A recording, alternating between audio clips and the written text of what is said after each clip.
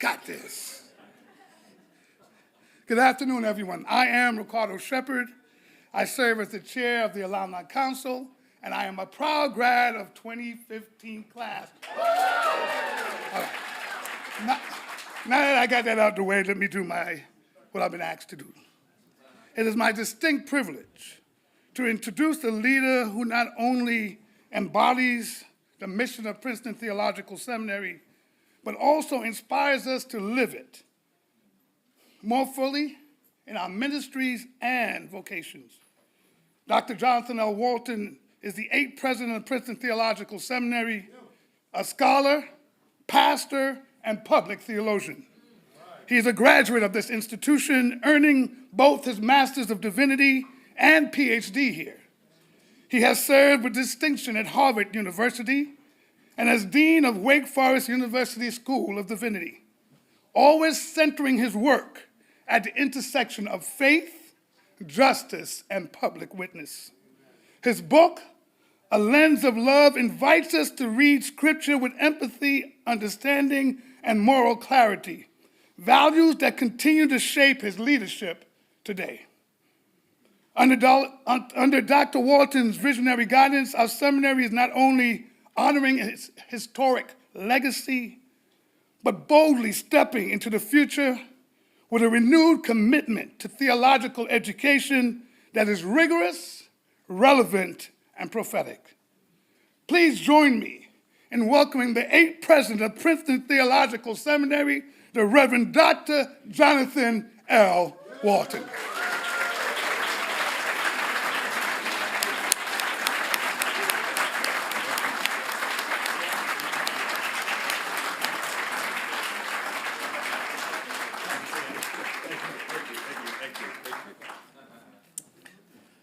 Hello.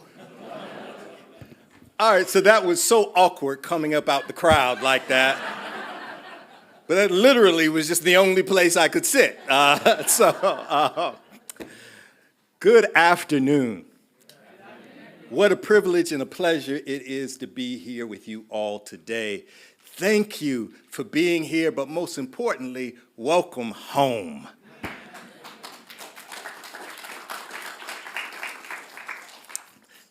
We have a couple of days to rekindle old connections. As I told the leadership group this morning, to, recall the theology papers written at 3 a.m. Or some not so pious evenings at the Rat Dance or the D-Bar. Or just remembering and thinking about who you dated when you were here at Princeton Seminary. And who you may still be married to now.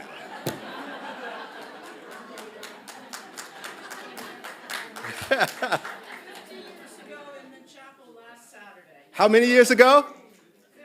50 years, see?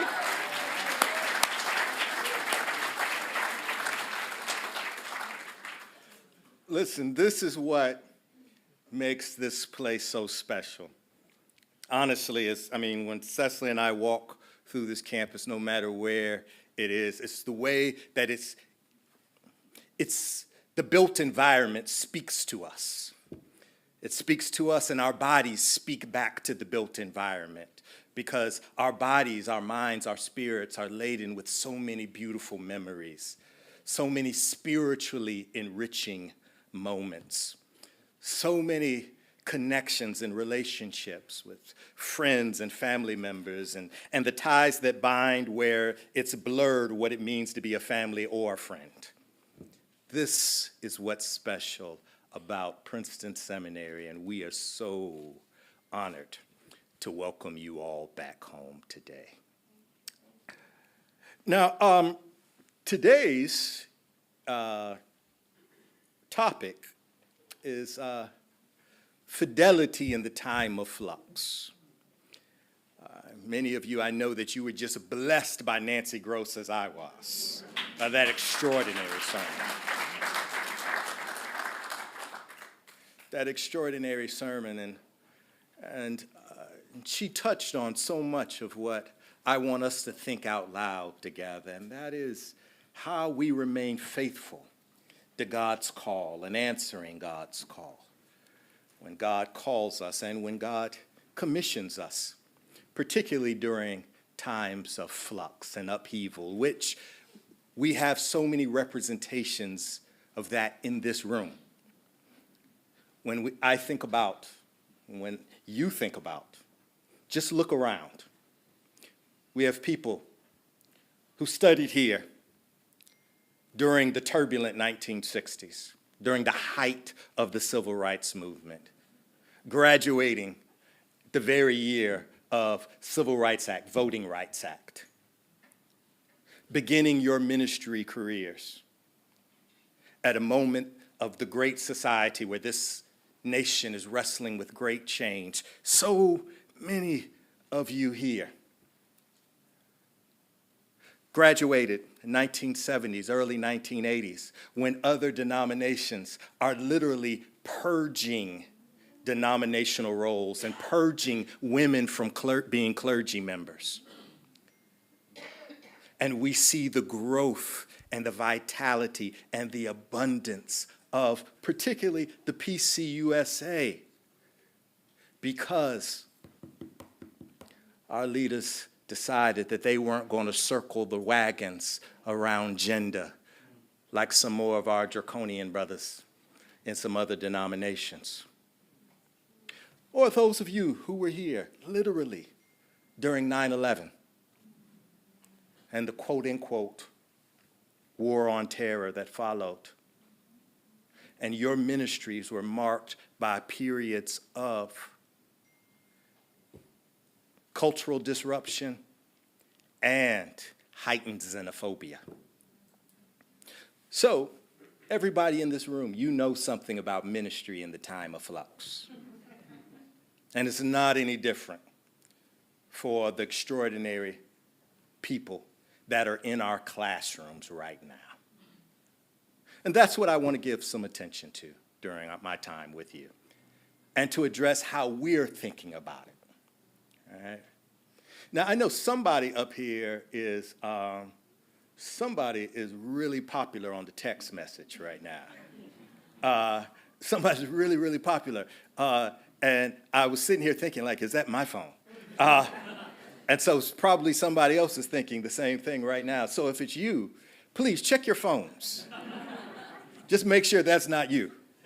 I did check it. You checked it? Was it you? I'm good. Okay, all right.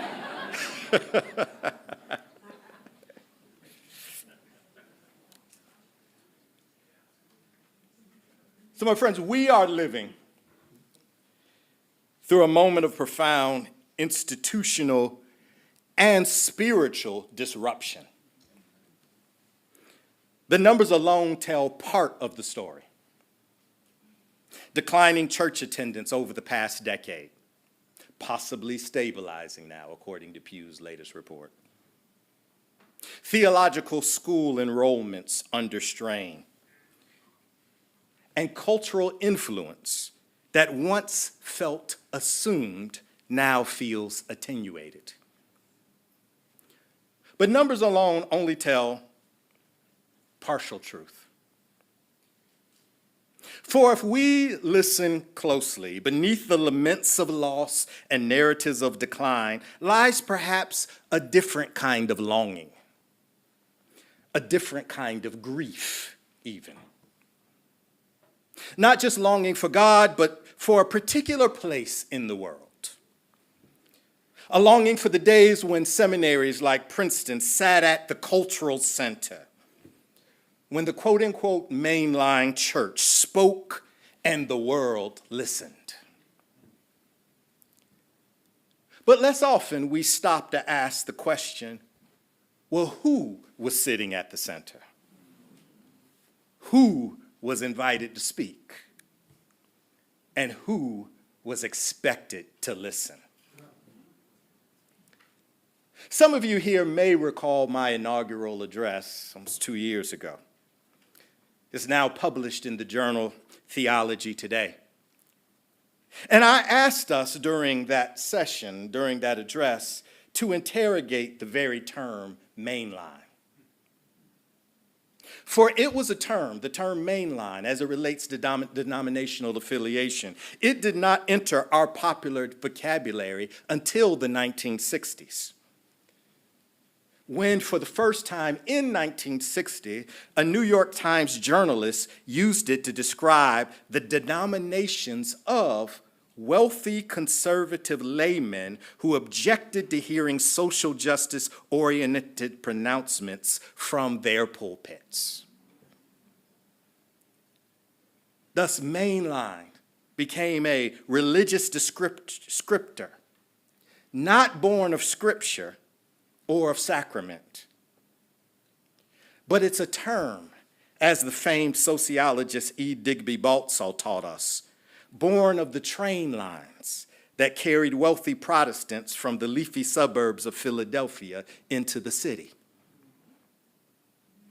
In fact, there was even a popular column in the Philadelphia newspaper called The Mainliner that reported on the quote-unquote societal social elite of Philadelphia and surrounding suburbs.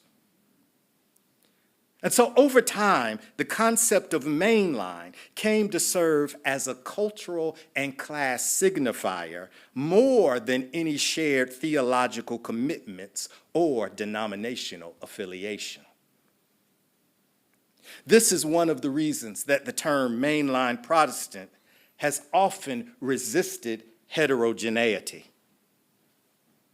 As many scholars of religion have noted, including our own Dr. David Chow on our campus, religious polls often bracket out Black Protestants, evangelical Protestant Hispanics, and Asian American evangelicals, even when such groups' theological and political orientations are more consistent with the so-called mainlines.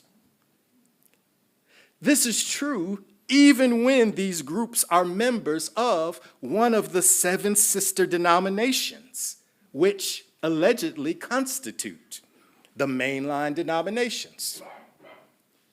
Korean American Presbyterians or Black Methodists are photoshopped out of the mainline Protestant frame.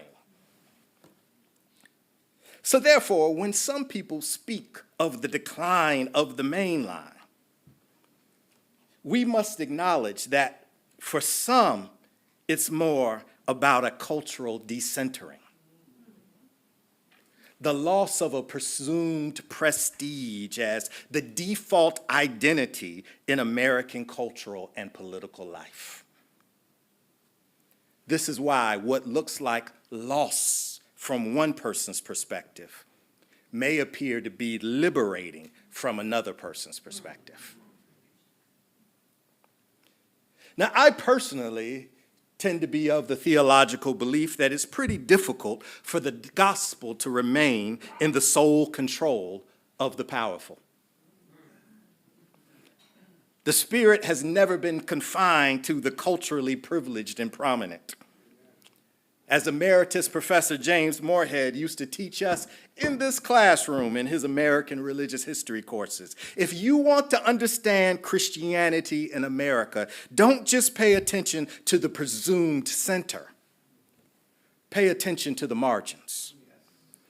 For there you will find spiritual life and religious vitality overflowing. And so, my friends, with this beginning, this is why it's so important for institutions like Princeton Seminary to embrace both tradition and innovation. It's why we can never get so committed to presumptions about who is supposed to be sitting at the banquet table that we ignore those along the highways and byways who are pining for the theological and spiritual resources that we offer at an institution like this one.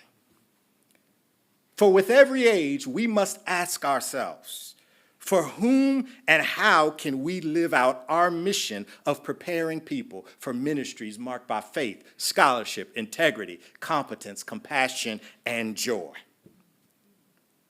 Indeed, even here at Princeton Seminary, we have negotiated such seismic institutional shifts before. In 1906, the Board of Trustees called Charles Erdman to serve as our first professor of practical theology. When I went into the archives to do a little bit of research on this, I was amazed at what I saw. Many faculty and alums at the time lost their minds. They viewed it as a capitulation to crass cultural forces. Teaching, preaching, a focus on Christian educations in congregations, teaching the Bible in English.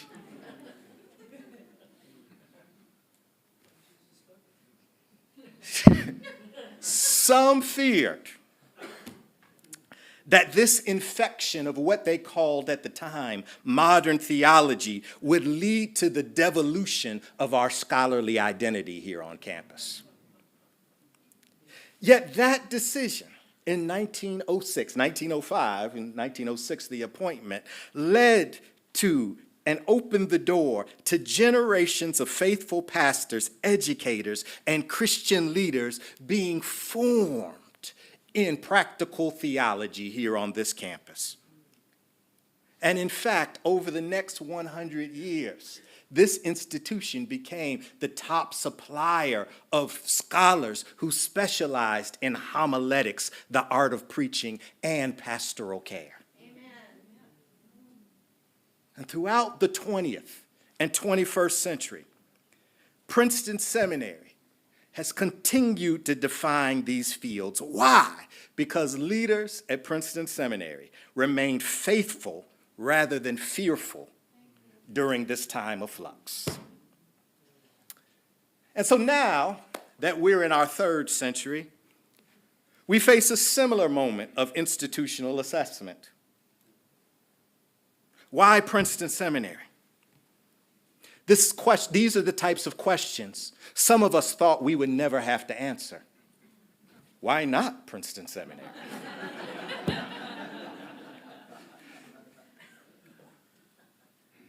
What problems are we uniquely called to address here at Princeton Seminary? What makes this place worth defending, worth investing in, worth renewing? We cannot take these answers for granted. We have to champion, amplify, after we have appropriately identified the answers to these questions. And then, rather than sending out the invitations to the grand banquet, assuming people are just going to come, we've got to get busy going out to the highways and byways, knowing that our excellence can be defined by what we offer and how many people we offer it to, and not define our excellence according to how many people we can keep away. Amen.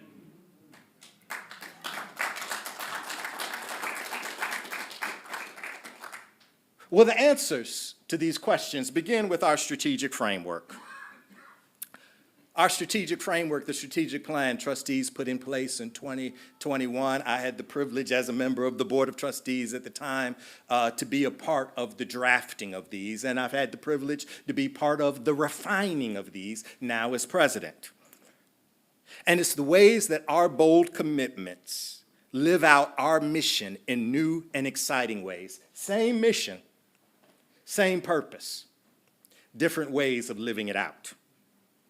We believe that Princeton Seminary is uniquely positioned to respond to the defining challenges of our age. The erosion of democratic norms and the rise of theocratic movements throughout the globe. The growing plague of loneliness, anxiety, and despair in this nation, what Princeton University economists have called diseases of despair.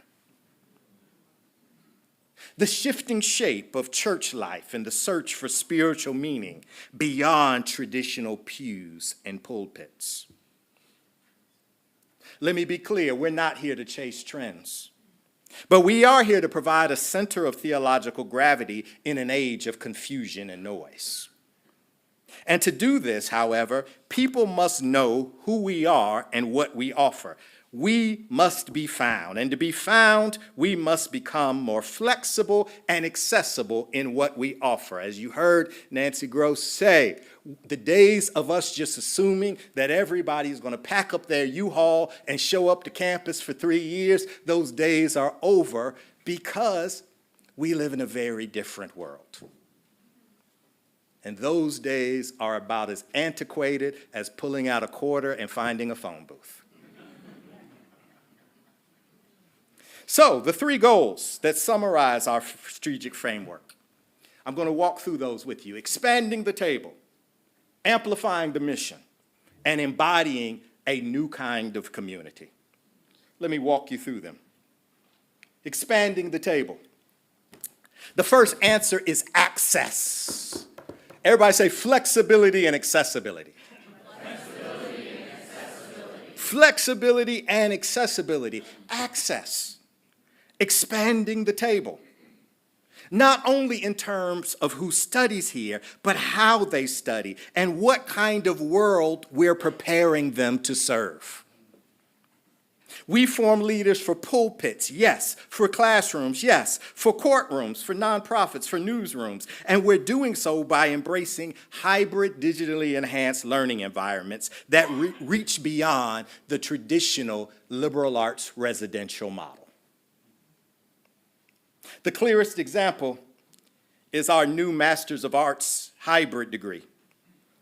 It combines self-directed online learning with intensive week-long sessions on campus here, particularly in January and even this upcoming week in May. Among our first 2 cohorts, the first graduating class is actually graduating this week. Started 2 years ago, so we have 2 cohorts. The first cohort graduating this week. The average age among these first 2 cohorts is 46. The cohorts include pastors, lawyers, event planners, a judge, finance executives, higher education administrators, and journalists. A television news broadcaster, to be exact. This is what this program looks like. I want to share this with you. I was searching for new ways to look at justice, and specifically healing injustice. And so this program called me because it offered new and refreshing ways in which to approach the concept of justice.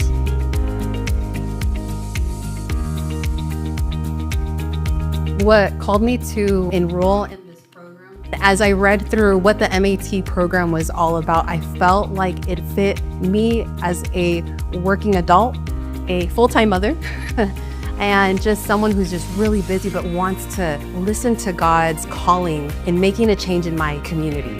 And so I was drawn to the topic of justice in public life, what it means to be in a public space, speak to things, see things from a theological perspective.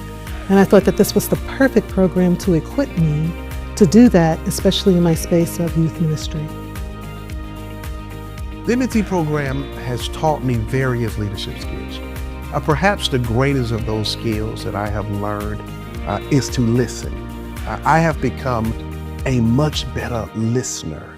And I think that is really the root of doing justice in this world, to be able to navigate spaces with people unlike yourself to arrive at goals or solutions that work for people regardless of their background. The seminary has done a wonderful job of developing a program that allows people from different parts of the globe to access a theological education and to do that online. The program platform, the technology, the interaction for the spaces that we use to work with one another, there's so much meaningful relationships. I had a fear because it was an online program that I might not have that sense of community, and boy, was I wrong.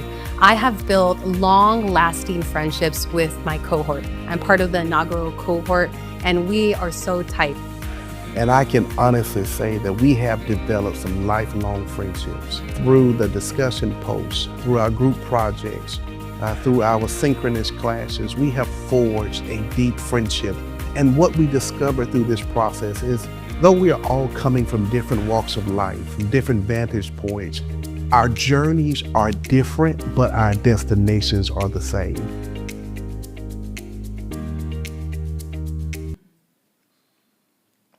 Now, I'm so proud and impressed by the Office of Digital Learning. Hey, Don Leakin, I didn't know you were there. How you doing?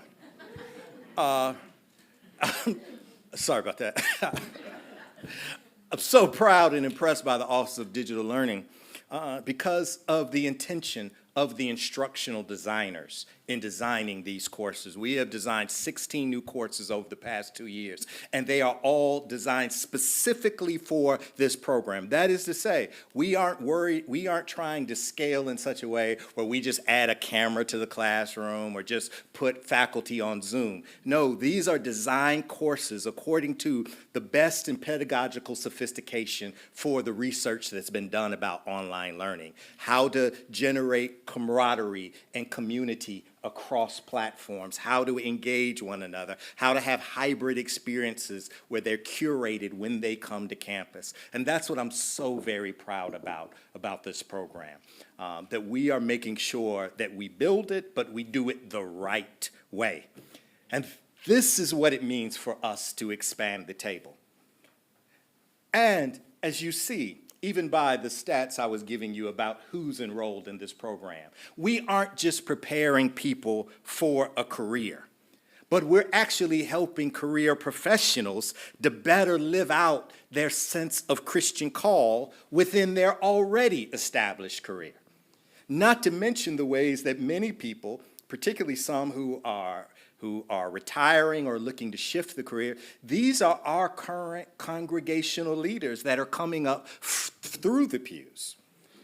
And the fact that they can remain rooted in their communities and receive access to theological education as they continue to move up the leadership path in their congregations makes this a special program. And so that's the first thing. It's the flexibility and accessibility. It's expanding the table. Secondly, it's about amplifying the mission. Amplifying the mission. All right, y'all say that. Amplifying the mission. Amplifying the mission. All right, it was hot outside. I got to keep you all awake. Amplifying the mission. Expanding the table is the first movement. But even the most generously set table means little if nobody knows that it's actually there. How do I get to the next page here?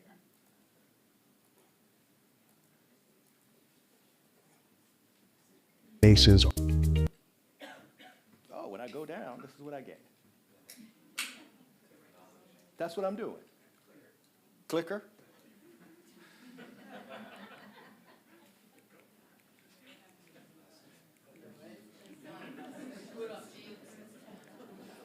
Everybody, show your love for Vice President of Marketing and Communications, Linda Romano.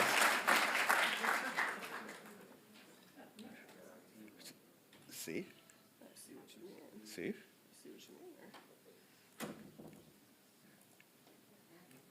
Thank you. Thank you.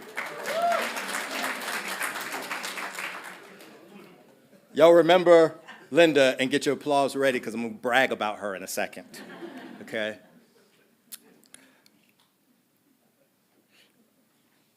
Our next commitment, amplifying the mission, to move Princeton Seminary's voice, our vision, our values, beyond the confines of the campus into the wider public square. This is the work of public theology. It's not commentary for its own sake. Nobody's interested in being moral ambulance chasers.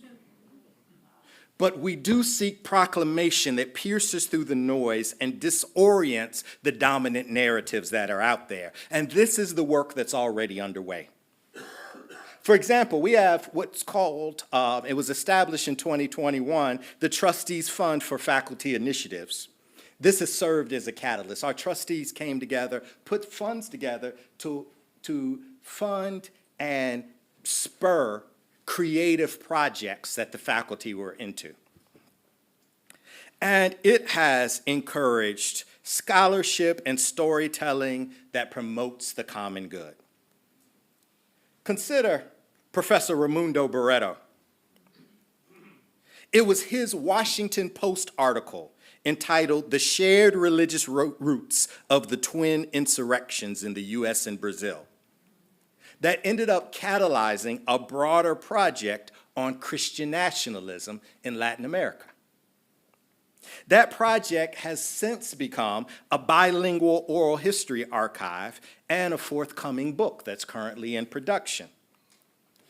This work also inspired Oscar-nominated filmmaker Petra Costa and her forthcoming documentary project entitled Apocalypse in the Tropics about the insurrection in Brazil.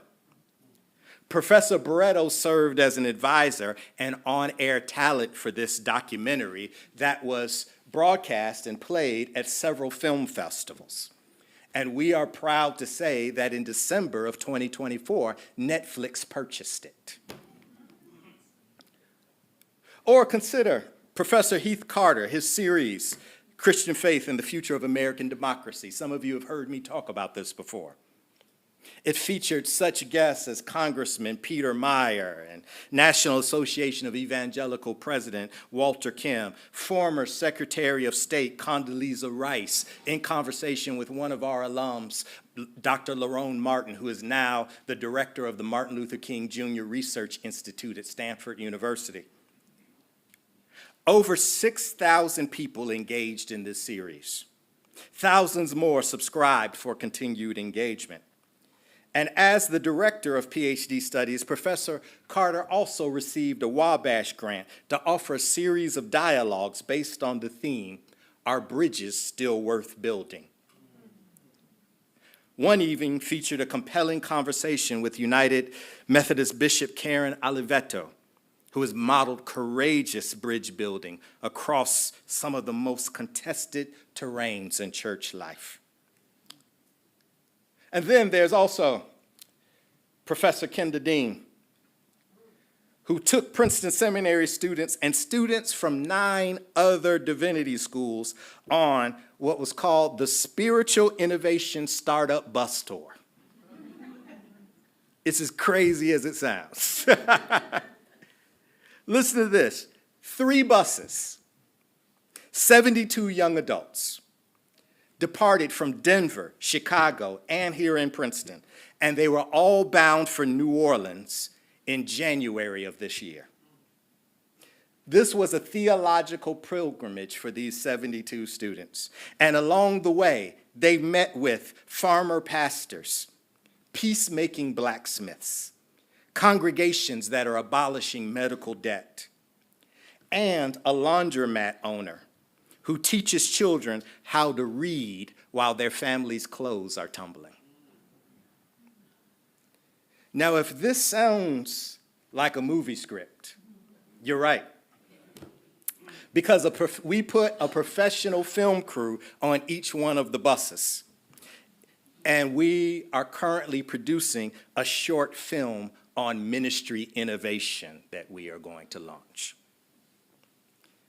Kenda Dean's path-breaking work recognized this year with the 30th anniversary of the Institute of Youth Ministry. It animated the Lilly Foundation to select Princeton Seminary as the inaugural site for the Polaris Young Adult Leadership Network. This leadership network, it connects 20-something Christian leaders who are working across all of the Lilly-funded initiatives across the country. And it provides them a space here on this campus to hold convenings, to connect, to find inspiration in one another, to have networks of support, and participate in intergenerational mentoring. This is faith formation. This is spiritual entrepreneurship. It's incarnational, it's imaginative, it's profoundly transformative. These are young adult leaders who aren't leaving the church, they're literally already leading the church. Some of them have been to seminary, some have not. Some are interested in seminary, some don't quite know.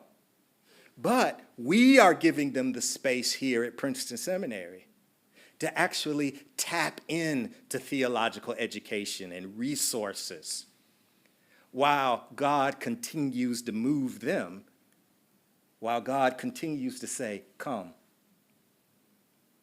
and while they continue to interpret what the go means. So, to amplify our mission,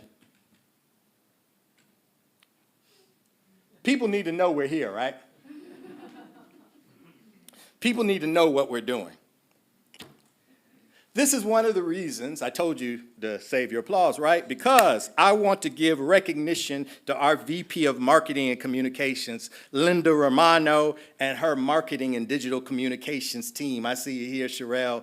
Please show your love to Linda, Sherelle.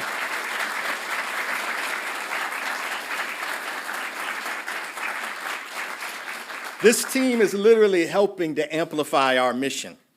Through their strategic focus coupled with their thoughtful consolidation of digital assets, it's producing tangible results.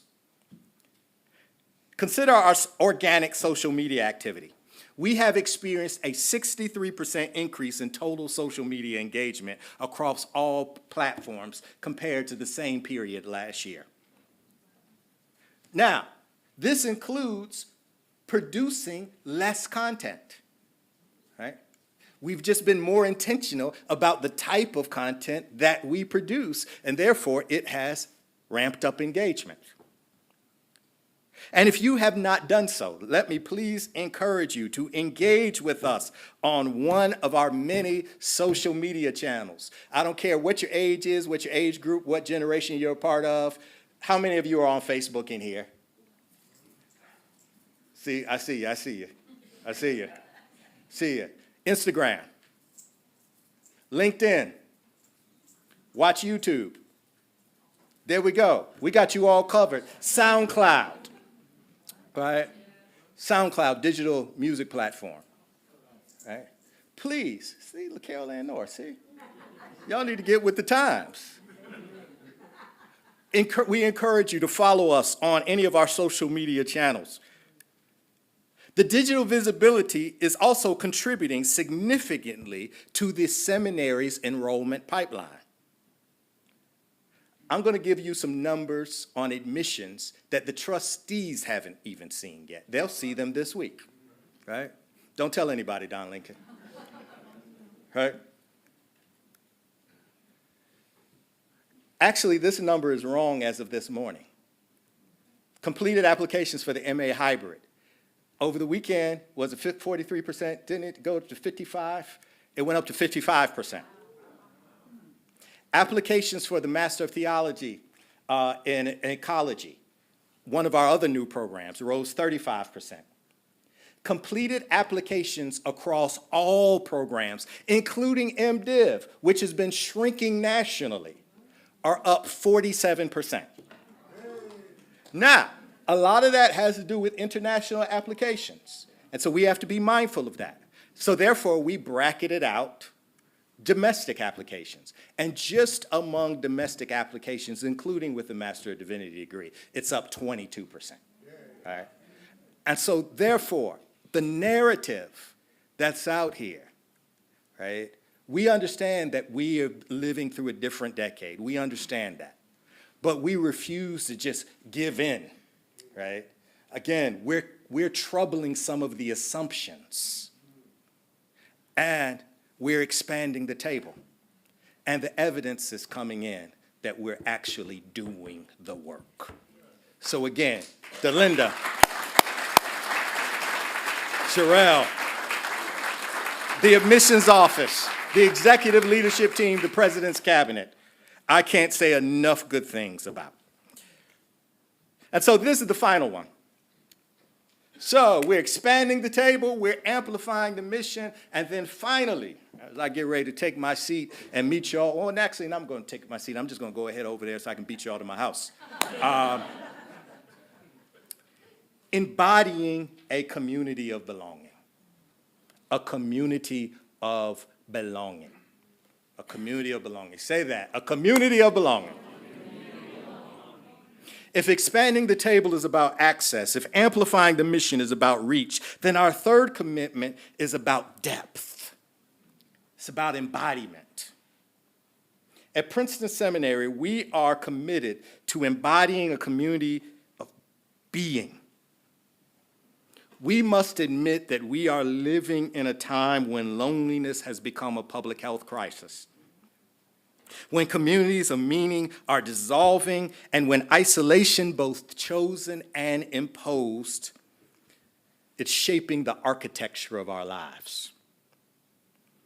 I don't know how many of you had a chance earlier this year in 2025 to read this incredible article by Derek Thompson, who also just published a book with Ezra Klein, I think, entitled Abundance. He talks about the anti-social century, and how the very architecture of our homes and our buildings are designed in such a way to not facilitate community building and dinner parties, but Netflix and chill. Right? The internet. Right? Yeah. This is what we are seeking to resist here, so that we are paradoxically to the point we're more socially connected through the varying social networks, and we're as alone as ever in this age of isolation. And so how are we resisting the trend? Well, we're investing in spaces and in presence. Spaces and in presence. When you come back next year this time, you're going to hear about an incredible, actually you're going to see an incredible project that's underway on the campus. I can't tell you about that one before the Board of Trustee meeting.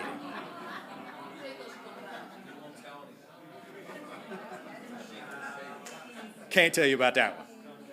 But it's on the main quad. All right. Alumni rat dance.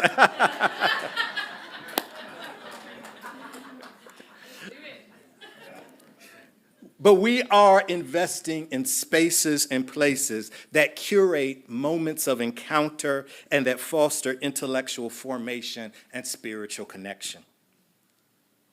We're doing it just even in our programming. We're being very intentional about making sure we bring people together, because the assumption, what we found out in this kind of post-COVID era, that, oh, well, we'll hold an event, we hold a lecture, we open it up, and people will just return. No. So we've been very intentional about engendering the spaces of belonging where people want to be. I'll give you an example. Some of you may have heard about First Thursdays at the Farminary. This is an initiative at our 21-acre farm right down the road. These are monthly gatherings, each first Thursday of the month, where we pair locally grown produce, regionally known chefs, and a theological conversation under the open air. We've hosted discussions on sustainability and Sabbath, on faith and food insecurity, on wine in the Bible, wine tasting events, and on joy and justice.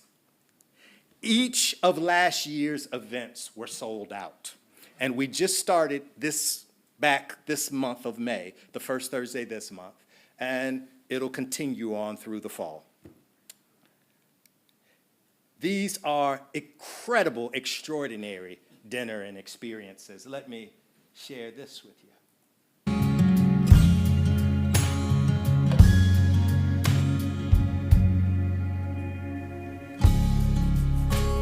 First Thursdays came into being when we were looking for a way to take the Farminary and connect it to people beyond the Princeton Seminary campus.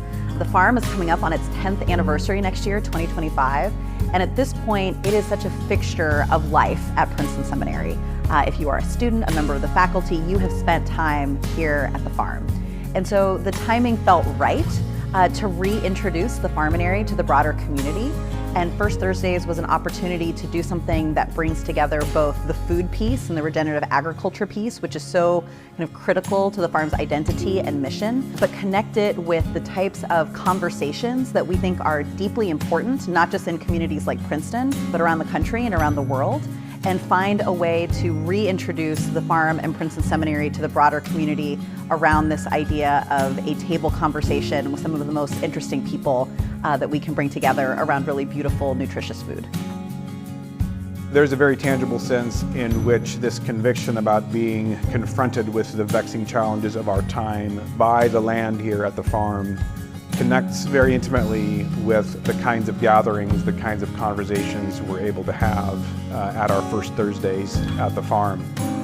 One of the great gifts of the First Thursdays is that they allow us to bring new conversation partners to the tables. Whether it is a subject matter expert from one of these fields of study or new neighbors who show up at the table to participate in these meals and these conversations. Oh, when Tice first reached out to me and explained to me what the program was, I thought it was phenomenal. Not only do you have a great organic local farm, you're also pairing that farm-to-table experience with the areas of social justice, within agriculture, access to healthy foods, or something within that realm. I thought there were two pairings that would be great together, and as a chef, I get to help create that and help also sculpt the meal based on what the farm grows and hopefully connect it to what the program from the author will be at that particular evening.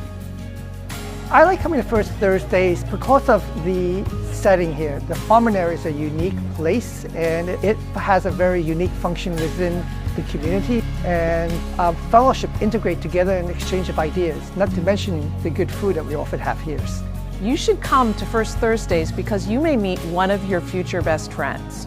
That's what happened for my husband and I. People that we met here have become friends since. It's an amazing community.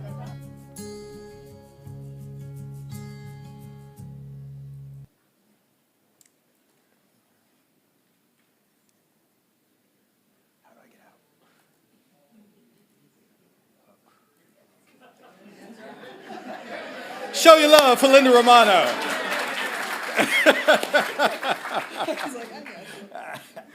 think it's right there. There you go. Yeah, here we go. A quick question while you're getting the text. Yeah. When the Farminary was donated, the land, was that part of the plan? You know, I mean, you got the acreage, and you're going to grow organic. You know, the school's going to subsidize it, I assume, with the start of the launch. But was the idea to open it up to the wider community and to become a conduit or a funnel? I don't think so, no. I think it's safe to say that that was not part of the larger plan. And I also think it's safe to say, and this is just credit to President Craig Barnes and Nate Stuckey, there wasn't much of a plan in terms of, there was an idea, and it was a great idea, and it was a design, and they allowed it to become iterative, right? And just, it continues to build upon and grow beyond previous iterations of what has taken place there. And Nate Stuckey came up, said, I got a brilliant idea, and it's really taken off, right?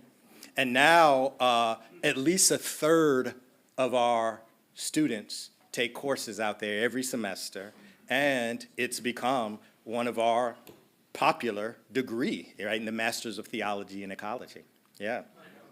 And this example right here, this is one of our, this was just a couple of weeks ago.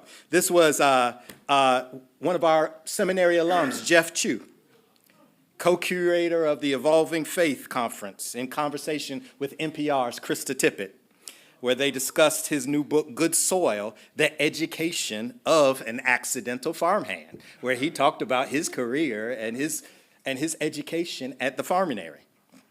And it is a beautiful exploration and meditation on grace, grief, and growing things. And that's really what the Farminary is all about.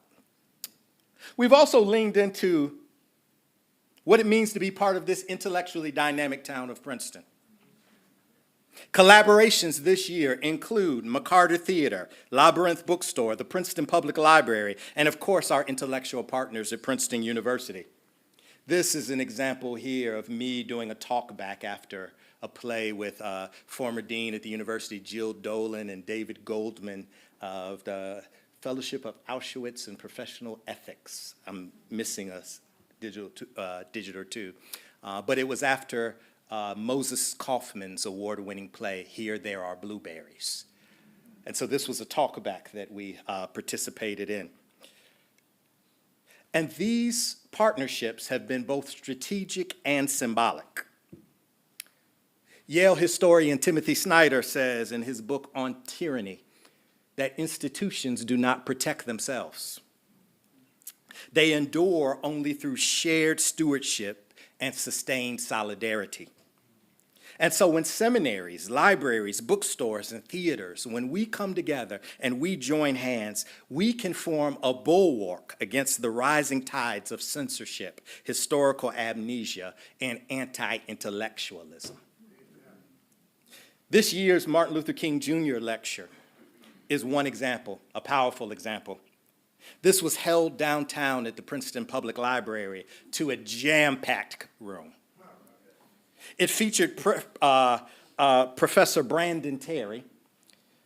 He is a professor of social studies and African American studies at Harvard University. He's the John Loeb Professor, as a matter of fact, and he was lecturing on his forthcoming book with Harvard University Press entitled Shattered Dream, The Tragic History of the Civil Rights Movement. His keynote lecture invited us to re-engage the civil rights moment, not as a nostalgic high moment, but actually as an unfinished, fractured project. Then in his post-lecture conversation with Professor Eddie Glaude Jr., professor of religion and African American studies at Princeton University and daily MSNBC commentator, they encouraged us to steward rather than sentimentalize the legacies of Martin Luther King Jr., Ella Baker, and our own alum, Prathia Hall. So, to those of you who ask the question, what's the future of the church? What's the future of Princeton Seminary? I say this.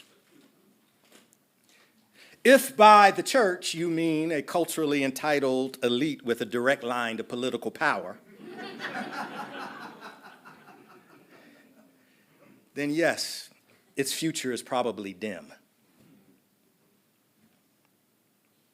But if we mean a community of people formed by the cross, shaped by the resurrection, and not afraid to be an ecclesia, those who are set apart, those who are called out, those of you like who are gathered in this room, then I say our future is as bright as ever, because the world is in desperate need of such alternative forms of light.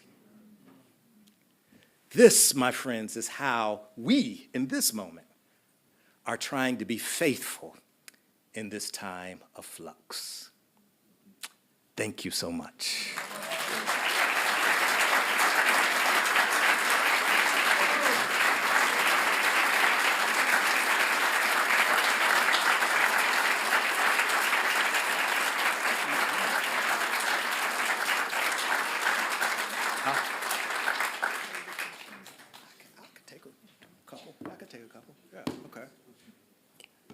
Questions, critiques, prompts, provocations. Yes?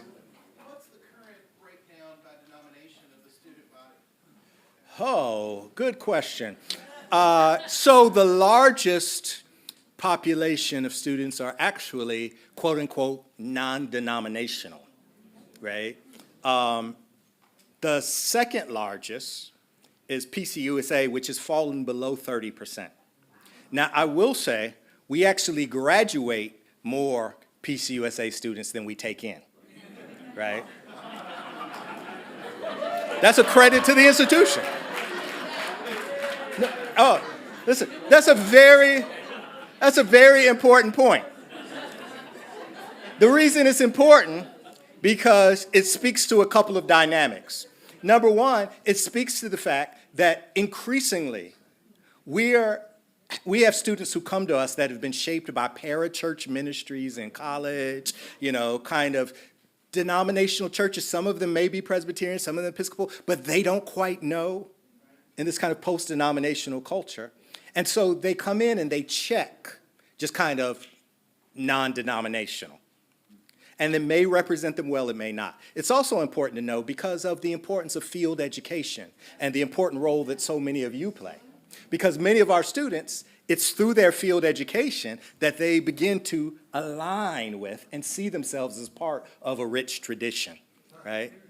And then thirdly, it just has to do with what I actually take pride in. It's the professional resources that we're able to expose them to.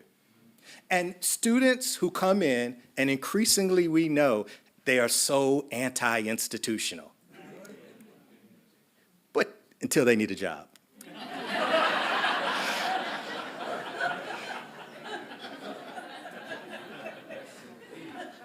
So it also speaks to growth and maturity of learners while they're in our program, right? And so, yes, great question. Yes. Comment and question. Very excited to hear that you have a director of digital learning and instructional designer. I was doing that at Fuller for like 7 years. So oh, wonderful. I'm glad that Princeton is finally doing that. Yeah. I think Craig Barnes got sick of me asking him that every time he came out to LA to be like, why are you not doing homework?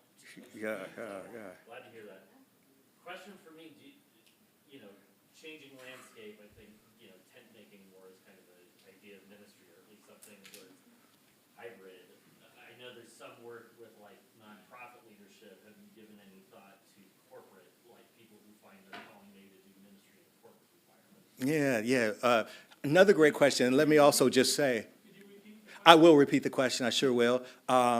His first comment was that he had kind of been hounding my predecessor, Craig Barnes, about online education because he used to do this work at Fuller. And I just want to say, to give Craig Barnes a whole lot of credit and to give you credit, because obviously you made an impact, because the MA hybrid degree was approved. It was one of the last things Craig Barnes did before he walked out the door, right? So this is a gift that he left me, right? So shout out to Craig on that. And thank you for your persistence. The second part was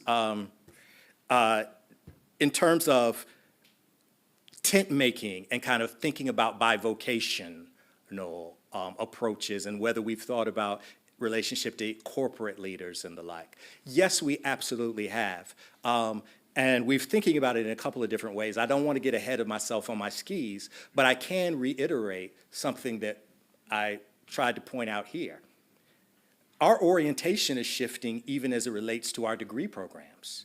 Rather than just assuming that people are coming to us to be formed for professions, we're largely assuming now that people already have professions, they already have careers, and they're trying to use theological education to enhance and enrich those careers so that they can live out their sense of Christian call more faithfully in their current vocation.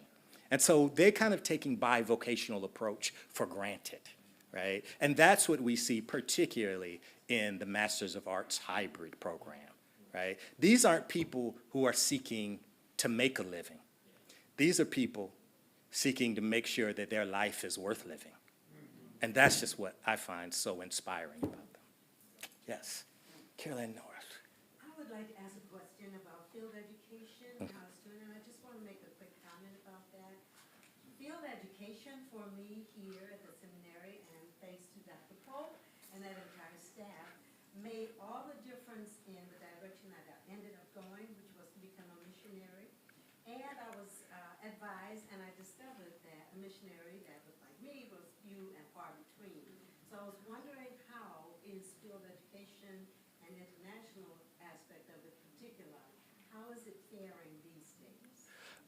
Well, it's faring very well. I mean, that's why I was glad to answer the question about more students entering the denomination, and again, because of the vibrancy of the field education program. But I also have to say that I really appreciate the fact that with the curriculum revision that happened a couple of years ago, that added the kind of cross-cultural component requirement, now international travel and international courses, this isn't solely the domain of field education.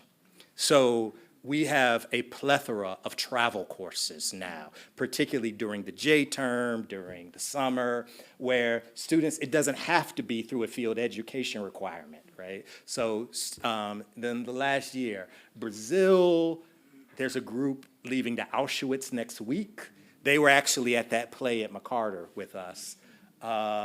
Give me some others. Thailand.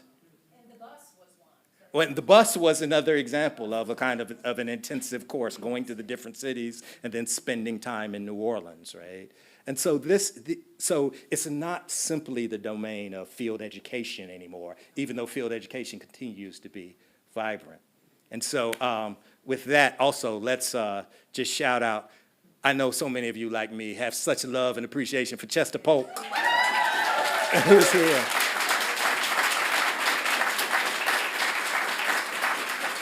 One more question. Yes.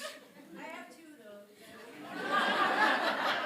One is not serious, but the first serious question is, what do you see Princeton doing or interested in terms of mental health, either initiatives or partnerships with the wider community, or even like among the students, like what they're interested in? And the second question is, do you still, being in here, the thing that I really remember is being stuck here for Hebrew summer intensives. That's still happening. I'll answer the last question first. Okay. So Hebrew intensives do not take place in this room. Greek does not take place in this room because we have designed them all as online offerings now, right? And so people can go wherever and actually take the intensive course and walk through it. We've designed it online, right? So that's the first thing. The second thing, let me make sure I got if you could ask the first part again, in terms of the mental health. Engagement with that, the seminary's engagement with that, and especially if you're doing partnerships or initiatives specifically for that. And then if you have more time, BIPOC leaders in particular, So there's a couple of things from the student life perspective. We've actually expanded greatly our mental health offerings, right? We've expanded our network. We've hired full-time mental health counselors, right? So we don't have to send everybody out. We actually have our own staff here. And so we've expanded that for our own students as a resource. But there's also an intellectual component to your question in terms of the questions we're thinking about as it relates to research, scholarship, and teaching. And so I have to really give a shout out. You saw I quoted David Chow's article, but David Chow and the Center for Asian American Theology, Christianity, has done great work holding multiple seminars and convenings on mental health and immigrant communities, right? They've done incredible work. Also, we just submitted a grant through Continuing Ed last week to a foundation about mental health and adolescent formation for young people.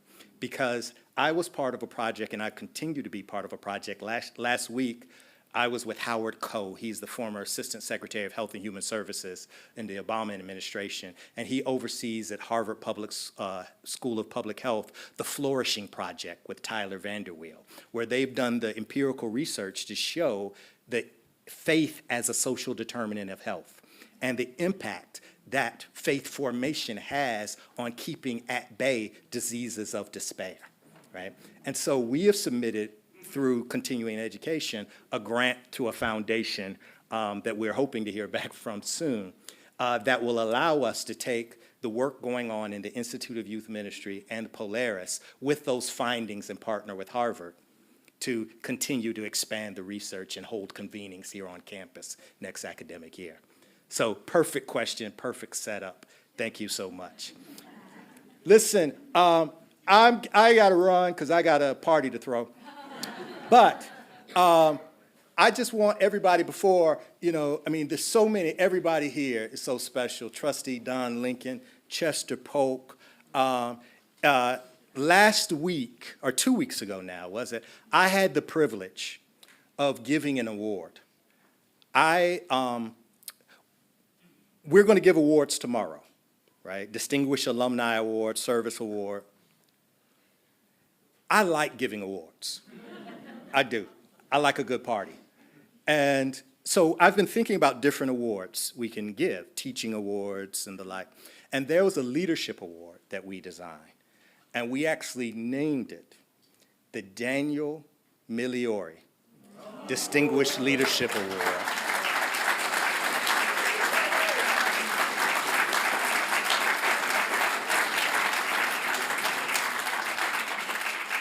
This award for exemplars, for those whose faith seeks understanding.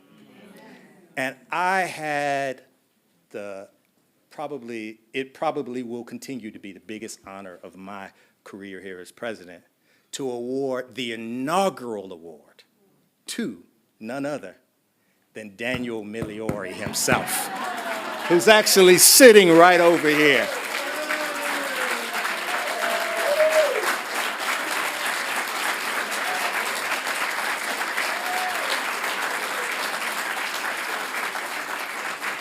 For years, he was the editor of the Princeton Seminary Bulletin here on this campus.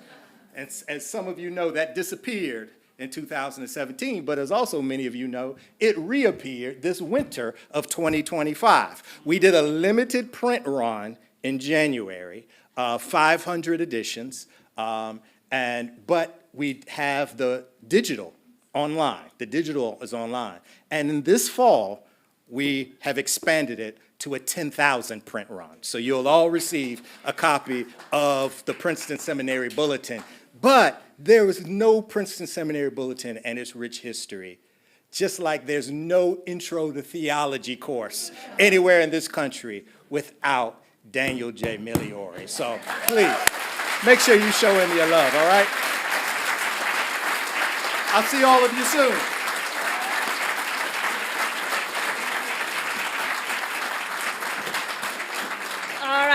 So now that we've, I think, filled your hearts in worship and your heads now with Dr. Walton, we're going to take a little breather and let the Waltons get themselves ready. The reception will begin at 4:30, so you've got about 20 minutes just to hang out. We don't want to get there early because I want to give my dining colleagues enough time to get themselves ready. They're not expecting us until 4:30. I'm going to give a couple announcements about tonight. So from here at 4:30, we'll go to Springdale. And we're also, many of you are probably accustomed to going to the front of Springdale and through the front door. We're not going to do that because it ends up creating a really long line where people are standing outside, and it's about 80-something degrees outside today. So what we've worked out is we will, you'll take the path that runs sort of between Templeton and Hodge to the back door, straight to the backyard, and the Waltons will welcome us in the yard. That way you can stand in line to greet them while you have a plate of food and a glass of something cold in your hand to drink, rather than sweating in the front of Springdale waiting to get to the food on the other side. Does that make sense? Makes sense. So that's what we worked out for y'all. And then from the reception at 6 o'clock, is it 6 or is it 6:30? 6:30 are class dinners. I have 6 in my head for a reason. I'll tell you in a second. So most classes, so graduates from 1960 to 2009 are eating in the Mackay Campus Center. You're divided into 3 rooms. I did not write them down, so I cannot tell you what room you're in, but there are signs. So what we've done is we've divided the anniversary classes, and then there are oddball classes, which is me, right? I'm 1989. Essentially, you are like cousins to whatever the anniversary class is, so you will be in that. But there will be signs. I need you to follow the directions on the signs because that's how we have seating for you. So if you're supposed to be in the main lounge, please don't go to Stevenson Lounge instead because you're taking someone else's seat. So we have the 65th and some of the cousin classes in the Stevenson Lounge, and a number of classes. We change it so many times, friends, I'm not going to tell you because I will tell you the wrong thing. Follow the signs. The tables also have little tents on them of the classes as well. I will not be, It's assigned by table, by class, kind of by class. You can break that up if you want. My assumption is you want to be with your classmates. This is about the only time that we've orchestrated you being with your class. So that's why we've done it that way. If you are in 2010 to 2024, you get to come with me to the Farminary for dinner. This was a brainchild. Originally, it was just going to be the 10 classes because the 10th anniversary for the farm. And then I decided to add the next 5 in too. So we will be out there. If you've told me that you're going to drive, please do that. Get out there by 6:30. If you told me that you're going to ride the shuttle, I ask that you be at the shuttle stop, which is in the Wright Library parking lot. It's the first parking spot closest to the front door of the library. And I will be there, or some of my student support folks will be there to make sure everybody gets on one of the vans. We have seats for 20. Only about 9 or 12 people said they want the van. I have some who I don't know what you're doing, but we're going to roll the dice and hope we have a seat for everybody. And get there by 6. We want to be on our way by a little after, by 6:10, to drive down Princeton Pike to the Farminary. The Farminary, I did put the address. You can put it in Google Maps if you need to. You can also, which is just the delight of my life, you can Google Farminary, and it will tell you where it is on Princeton Pike. It now exists for real. So I was here back in the day when it was a brainchild and didn't exist yet. So that gives me great joy that it actually is there. Then after this evening and your dinners, you're free to finally rest. In the morning, this is your schedule, which was in your packet. We have morning prayer in the morning, breakfast. So breakfast last year, the dining hall wasn't open for breakfast. And so we discovered late in our planning that it would be open, which is why you were asked to purchase a breakfast ticket during registration at that point. If you did not purchase a ticket, you can buy it at the door. Breakfast at the door, I think it's $8. Class leaders, your breakfast is included. Just flash your name. They're going to ask you for your name or flash your badge that I gave you. And breakfast begins at 7:30 and ends at 9. There's also, if you're staying in an Airbnb and you're eating elsewhere, there will be coffee available in the tent outside tomorrow morning beginning at 8. That's where you can congregate. If you have friends who are checking in late tomorrow, that's where they should come to get their swag bag and all that kind of stuff. Morning prayer is 9 to 9:30 in the chapel. And 10 o'clock, we'll all be here again for the faculty spotlight. Any questions about logistics? We're okay? All right. So 15 minutes, the reception will begin. There will be students with golf carts who can help give rides to folks who need to. But hang out here for a little bit, hang out outside by the tent, and I'll see you at Springdale. Thank you.